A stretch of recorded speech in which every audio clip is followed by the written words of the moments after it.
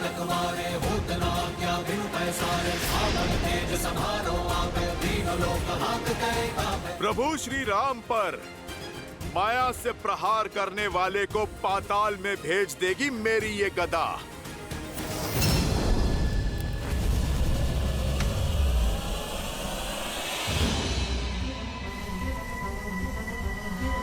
उदंडी मरकट,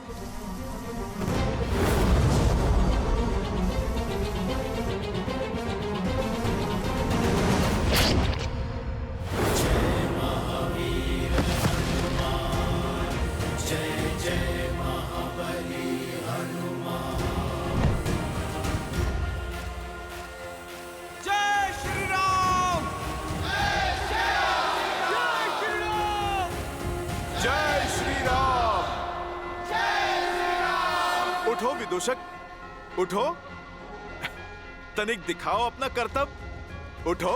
हनुमान काका अब ये नहीं उठेगा। आपकी गदा ने इसे पूरे संसार के चक्कर दिखा दिए। जय श्री राम। जय श्री राम। यदि सीता को लौटाना ही तुम्हारी रणनीति है तो त्याग दो अपना पद और जाओ, एक सैनिक की भांति ये युद्ध लड़ो, या फिर उस कायर विभीषण की भांति गिर जाओ उस सन्यासी के चरणों में, या फिर दिखाओ मुझे कि तुम वही महाबली प्रहस्त हो जिसने मेरे साथ कंधे से कंधा मिलाकर शास्त्र युद्ध लड़े। बताओ मुझे अपनी रणनीति। एक युक्ति है, छल से प्रहार।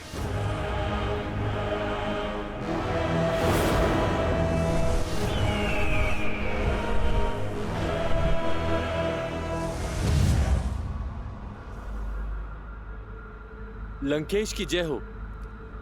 अशुभ सूचना है, महाबली धूम्रक्ष नहीं रहे।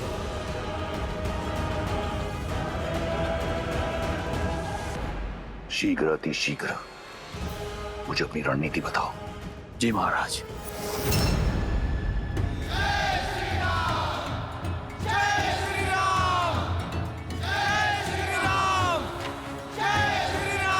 मौन हो जाइए। मित्र हो या शत्रु, किसी की मृत्यु पर शोक मनाया जाता है, उत्सव नहीं। युद्ध भूमि जहां श्वास कभी भी किसी भी क्षण आपका साथ छोड़ सकती है, किंतु फिर भी मर्यादा और गरिमा बनाए रखनी चाहिए। हम राक्षस नहीं, मानवीय भावनाओं और मूल्यों की प्राथमिकता बनी रहनी चाहिए। भले ही यह अधर्म के साथ था, किंतु था तो हमारी भांति एक योद्धा ही, किसी का पति,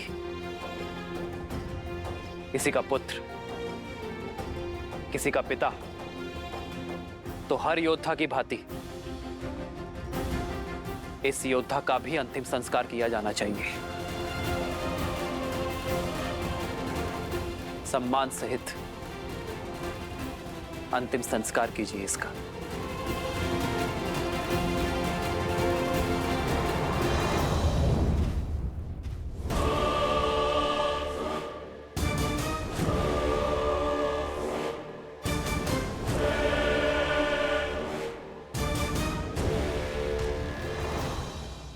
मुझे एक ऐसी रणनीति चाहिए जिससे राम और उसके मरकटों की सेना में इतने शव हों कि उनका अंतिम संस्कार करने के लिए भी कोई ना हो। तो देखिए महाराज,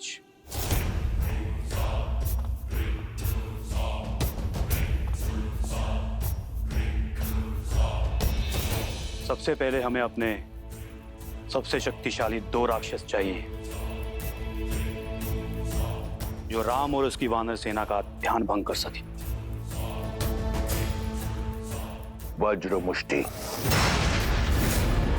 उसके वज्र से शरीर के समक्ष राम और लक्ष्मण के बाण धराशायी हो जाएंगे और उसके मुष्टि प्रहार से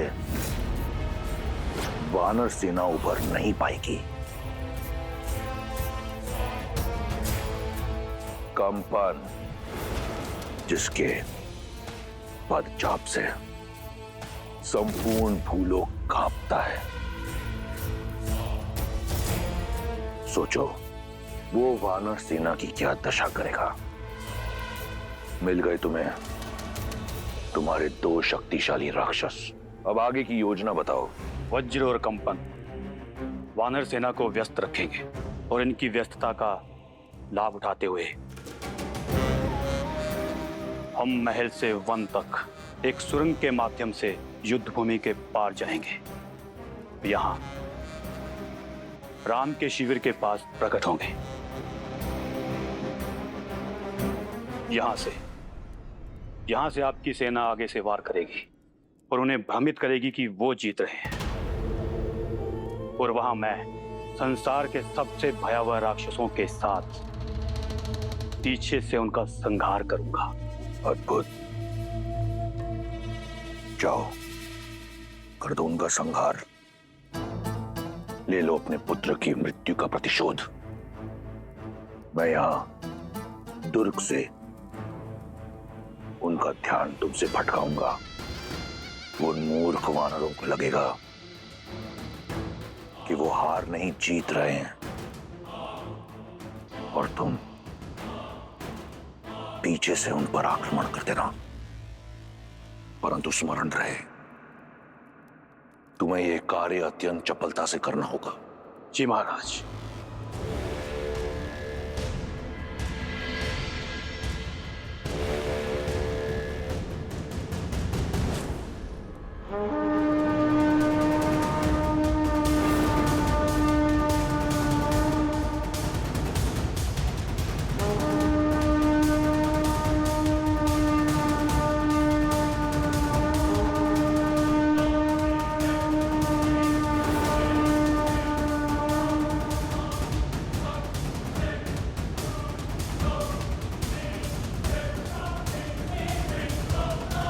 प्रभु, दशानन आज कुछ भिन्न दिख रहे।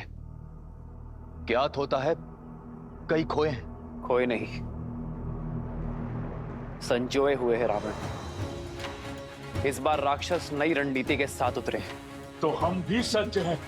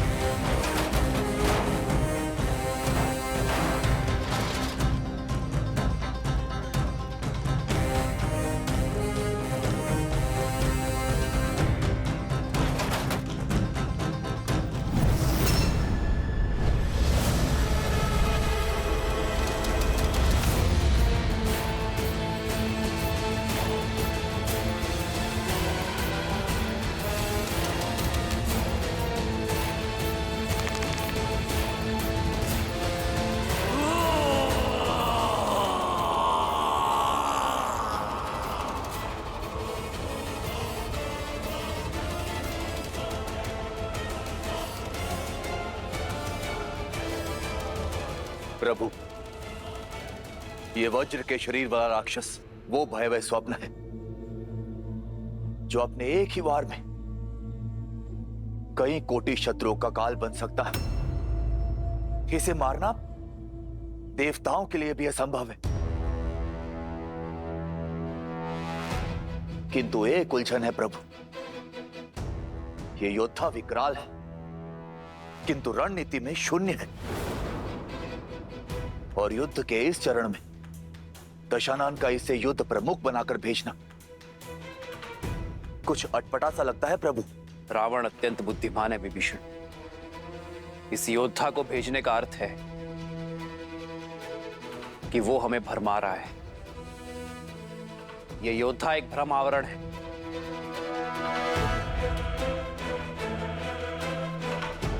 रावण की रणनीति कुछ और है। महाराज की जय हो। सेनापति प्रहस्त और उनकी सेना सुरंग में प्रवेश कर चुकी है। लंकेश, लंका के वीरों, बहुत हुआ अब तक का खेल। क्या तुम्हारी जीवा उन वानरों का रक्त पीने के लिए उत्सुक नहीं है? क्या तुम्हारे अस्त्र उनका संहार करना नहीं चाहते? क्या हम राक्षस उन वानरों को कुचलने में सक्षम नहीं हैं?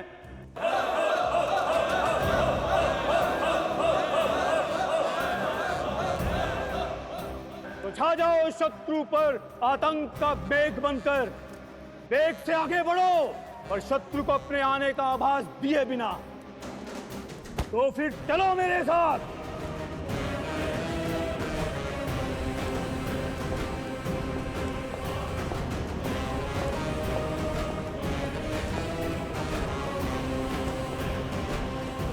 वयं रक्षामः, वयं रक्षामः, वयं रक्षामः, वयं रक्षामः, वयं रक्षामः।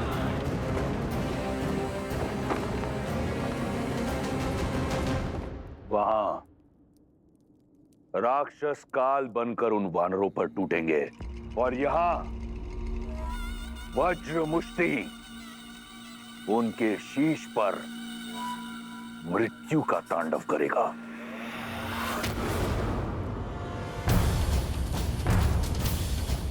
इस ढोल का नाद सामान्य नाद से भिन्न है, अर्थात दशानन कोई नई रणनीति सोच रहा है और इस नाद के माध्यम से अपने योद्धाओं को रणनीति भेज रहा है। जीवित निकल जाओ इन वानरों को। जय लंकेश। वानर वीरों, सतर्क हो जाओ, पराक्रमक भी। हर हर महादेव, हर हर महादेव।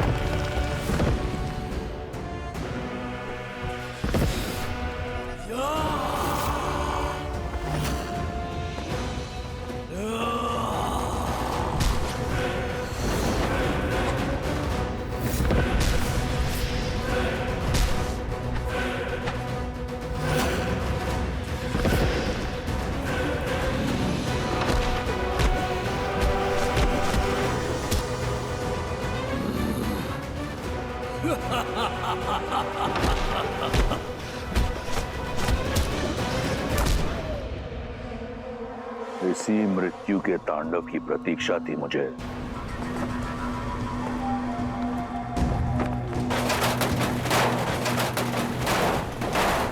शांत शांत, उठाओ।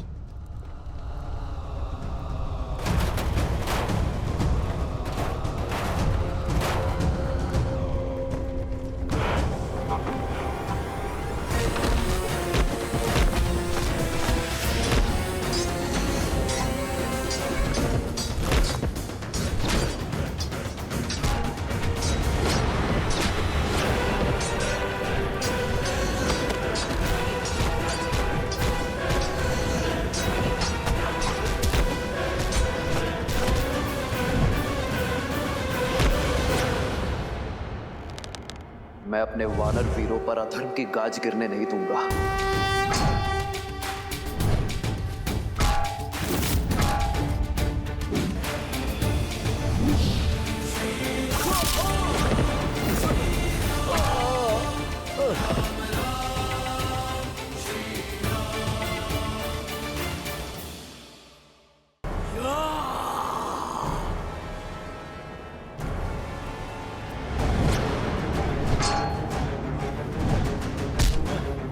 सावधान राक्षस!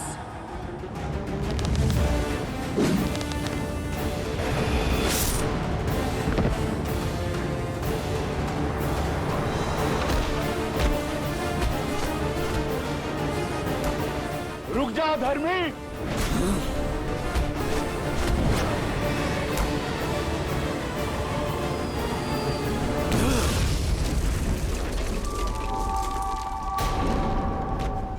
इस चट्टान की भांति आज एक एक वानर की अस्थियों को चकनाचूर कर दूंगा। वज्र मुष्टि का ये मुष्टि प्रहार।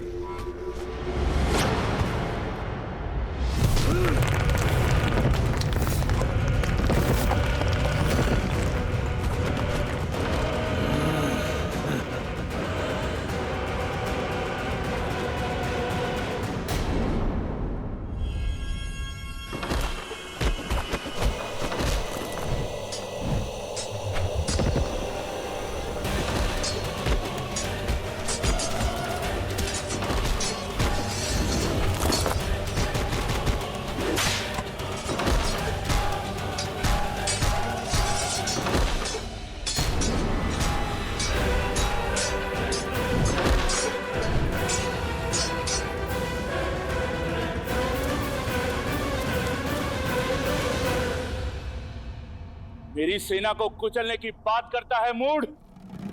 तनिक इस वानर को मसल कर दिखा तो जानू। सुना था वानर बुद्धिमान होते हैं, पर तुम बुद्धिहीन कैसे इस जाति में जन्मे? मेरी मुष्टि का पराक्रम देखकर भी चले आए काल के मुख में। पराक्रम नहीं, धूर्तता और नीचता देखी तुम्हारी। हथों पर वार करने वाले को निर्बल कहते हैं, शूरवीर नहीं। ये अभी सिद्ध हो जाएगा।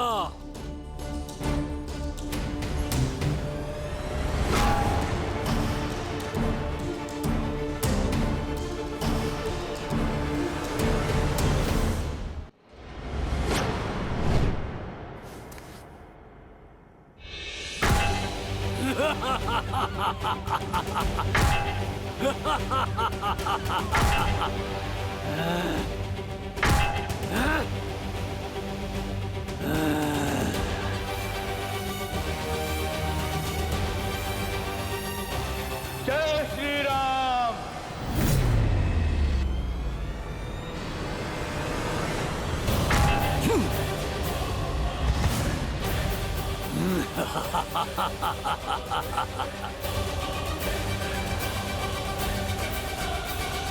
निर्बल कहा था ना मुझे?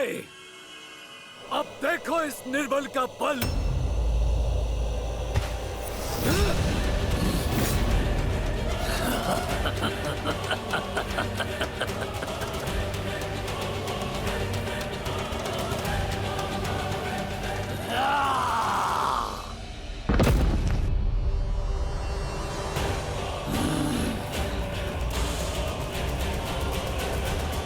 जिसने भरी सभा में अपने समक्ष झुकने के लिए सभी को विवश कर दिया, आज देखो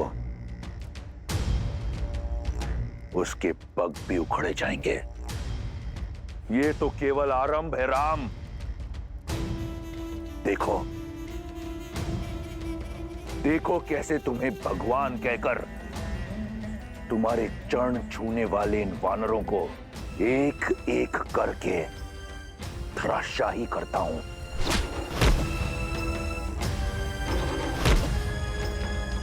कैसे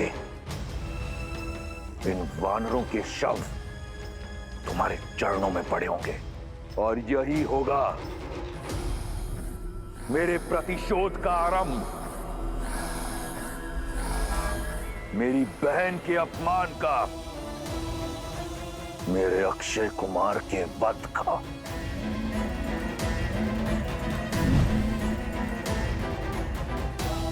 मेरे इंद्रजीत के रक्त के जितने कण धरती पर गिरे,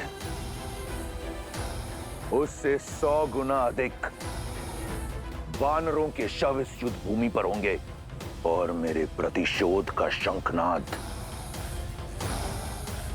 इस बड़बोले अंगद के साथ होगा।